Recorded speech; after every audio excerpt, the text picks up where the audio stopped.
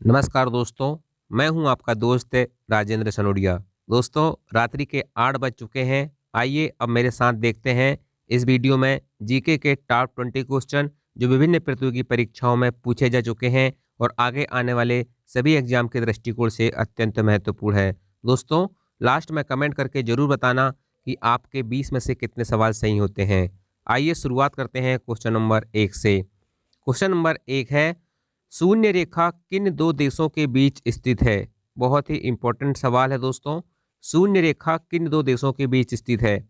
अभी तक आपने रेड क्लिप रेखा, मैकमोहन रेखा, इन रेखाओं के नाम सुने होंगे, लेकिन बहुत सारे स्टूडेंटों ने शून्य रेखा का नाम पहली बार सुना होगा क्योंकि लूसेंट में शून्य रेखा के बारे में जानकारी नहीं दी हुई है।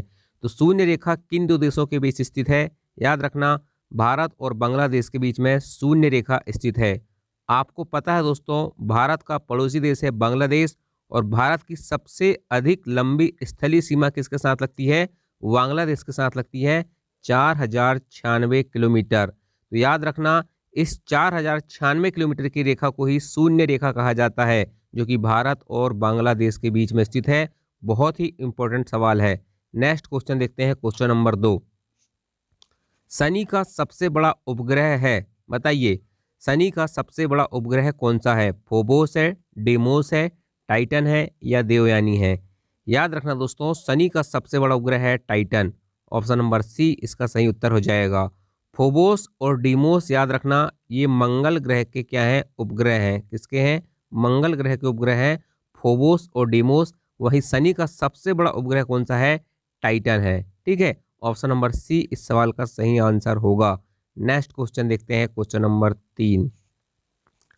सत्य के साथ मेरे प्रयोग किसकी आत्मकथा है? बताइए, सत्य के साथ मेरे प्रयोग किसकी आत्मकथा है?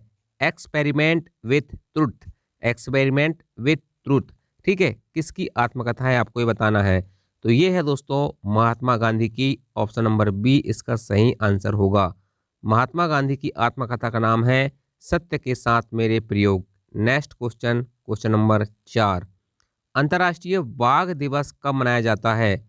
आपको पता है दोस्तों कि भारत का राष्ट्रीय पशु है बाघ, जिसको हम कहते हैं पैंथरा टाइग्रिस।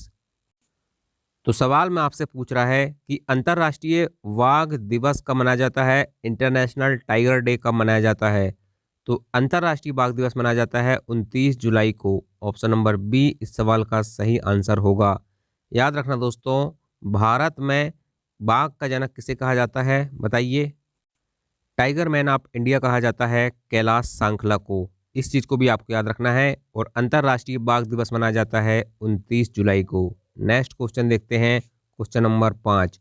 स्वतंत्र भारत की पहली जनगणना कब हुई थी? स्वतंत्र भारत की पहली जनगणना कब हुई थी? आपको पता है दोस्तों, भारत में पहली बार जनगणना होती है 1872 में और नियमित जनगणना की शुरुआत होती है 1881 में। लेकिन क्वेश्चन पूछ रहा है स्वतंत्र भारत की, तो भारत को आज़ादी मिलती है 1947 में और 1947 के बाद पहली बार जनगणना होती है 1951 में। ऑप्शन नंबर डी इसका सही आंसर होगा। नेक्स्ट क्वेश्चन देखते हैं, क्वेश्चन नंबर 6। रुद्र सागर झील किस राज्य में स्थित है? आंध्र प्रदेश, तेलंगाना, त्रिपुरा या असम? तो याद रखना दोस्तों, ये रुद्र सागर झील जो है ये त्रिपुरा राज्य में स्थित है। किस राज्य में स्थित है?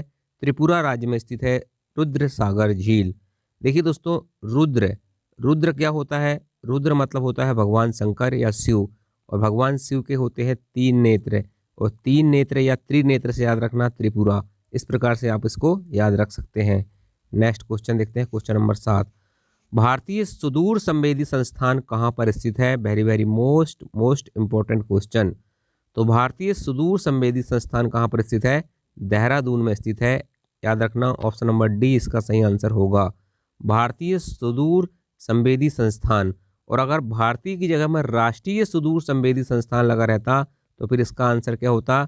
इसका आंसर हो जाता आपका हैदराबाद। ठीक है, इस चीज़ को भी याद रखना है। ठीक है, और space application centre, space application centre पूछता तो वो हो जाता आपका अहमदाबाद में। लेकिन इस सवाल का सही आंसर होगा भारतीय सुदूर संवेदी संस्थान देहरादून में स्थित है। ऑप्शन नंबर डी इसका सही आंसर होगा। नेक्स्ट क्वेश्चन, दीन ए इलाही धर्म की स्थापना कब हुई थी? सबसे पहली बात तो याद रखना, दीन ए इलाही धर्म की स्थापना करता है अकबर। कौन करता है? अकबर करता है।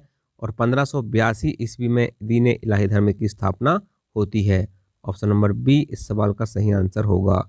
नेक्स्ट क्वेश्चन, भारत में सिविल सेवा का जनक किसे कहा जाता है? तो भारत में सिविल सेवा का जनक किसे कहा जाता है? लॉर्ड कॉर्नवालिस को कहा जाता है भारत में सिविल सेवा का जनक। Very very most important question है। नेक्स्ट क्वेश्चन देखते हैं, क्वेश्चन नंबर 10। भारत की सबसे लंबी सहायक नदी कौन सी है?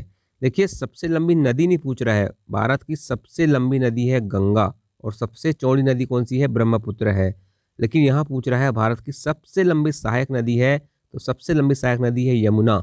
ठीक है, और किसकी सहायक नदी है? तो गंगा की सहायक नदी है यमुना, जो कि भारत की सबसे लंबी सहायक नदी है। नेक्स्ट क्वेश्चन, एशिया का मरीज किस देश को कहा जाता है? तो एशिया का मरीज किस देश को कहा जाता है? चाइना को कहा जाता है एशिया का मरीज। किसे कहा जाता है? एशिया का मरीज चाइना को कहा जाता है, चीन को कहा जाता है। ऑप्शन नंबर डी इस सवाल का सही आंसर होगा। नेक्स्ट क्वेश्चन, मरणोपरांत भारत रत्न से सम्मानित प्रथम व्यक्ति कौन थे? यानी कि मरने के बाद सबसे पहले भारत रत्न किसे प्रदान किया गया था? तो लाल बहादुर शास्त्री को याद रखना दोस्तों, मरणोपरांत भारत रत्न से सम्मानित प्रथम व्यक्ति थे Lal Bahadur Shastri. Next question, question number 13। Paradip बंदरगाह कहाँ पर स्थित है? पारादीप बंदरगाह कहाँ पर स्थित है? तो पारादीप याद रखना, ये आपका उड़ीसा में स्थित है, पारादीप बंदरगाह है। ठीक है, चलिए next question, question number 14। Bharat के प्रथम रक्षा मंत्री कौन थे? बताइए, भारत के प्रथम रक्षा मंत्री कौन थे? तो भारत के प्रथम रक्षा मंत्री बनते हैं Baldev Singh. Option number D इस सवाल का सही आंसर होगा। बलदेव सिंह जो है भारत के प्रथम रक्षा मंत्री बनते हैं। ठीक है, चलिए नेक्स्ट क्वेश्चन देखते हैं। भारत की सबसे अधिक लंबी तटरेखा वाला राज्य कौन सा है? तटरेखा मतलब क्या होता है दोस्तों? जिसकी सीमा समुद्र से लगी हो, सागर से लगी हो, महासागर से लगी हो। तो भारत की सबसे अधिक लंबी तटरेखा वाला राज्य कौन सा है? गुजरात है। ऑप्शन नंबर ए इसका सही आंसर होगा। नेक्स्ट क्वेश्चन, भारत की सबसे छोटी तटरेखा वाला राज्य कौन सा है? तो सबसे छोटी तटरेखा वाला राज्य है गोवा। कौन सा हो गया? गोवा। सबसे अधिक मैंने बताया था गुजरात, और सबसे छोटी गोवा। जो याद रखना, भारत की सबसे छोटी तटरेखा वाला राज्य गोवा है। नेक्स्ट क्वेश्चन, प्रायद्वीपीय भारत की सबसे लंबी तटरेखा वाला राज्य कौन सा है? प्रायद्वीपीय भारत मतलब क्या होता है? नीचे का भारत। ठीक है, और इसका सबसे लंबी तटरेखा वाला राज्य दोस्तों याद रखना आंध्र प्रदेश हो जाता है। ठीक है, गुजरात जो है ये प्रायद्वीप भारत में नहीं आता है, इसलिए आंध्र प्रदेश दोस्तों याद रखना प्रायद्वीपीय भारत की सबसे लंबी तटरेखा वाला राज्य हो जाता है। नेक्स्ट क्वेश्चन देखते हैं, क्वेश्चन नंबर 18। भारत की चाय बूंद किसे कहा जाता है? आपको पता है ये भारत है, और नीचे ये आपका श्रीलंका है। तो भारत की चाय बूंद किसे कहा जाता है? श्रीलंका को कहा जाता है। ऑप्शन नंबर ए इसका सही आंसर हो जाएगा। Next question, question number 19। Bharat में डार्क जोन की संख्या कितनी है? तो भारत में डार्क जोन है टोटल 8। ऑप्शन नंबर सी इसका सही आंसर हो जाएगा। और आज का अंतिम सवाल, जात्रा किस राज्य का लोक नृत्य है? जात्रा किस राज्य का लोक नृत्य है? तो जात्रा दोस्तों पश्चिम बंगाल का लोक नृत्य है। ठीक है, ऑप्शन नंबर ए इसका सही आंसर हो जाएगा। तो दोस्तों ये हो गए आज के 20 सवाल। ठीक है, 20 में से आपके कितने सवाल सही हुए कमेंट करके जरूर बताना। वीडियो पसंद आया होगा तो वीडियो को लाइक करना, चैनल में पहली बार आए होगा तो चैनल को सब्सक्राइब करना। थैंक यू, जय हिंद, जय भारत।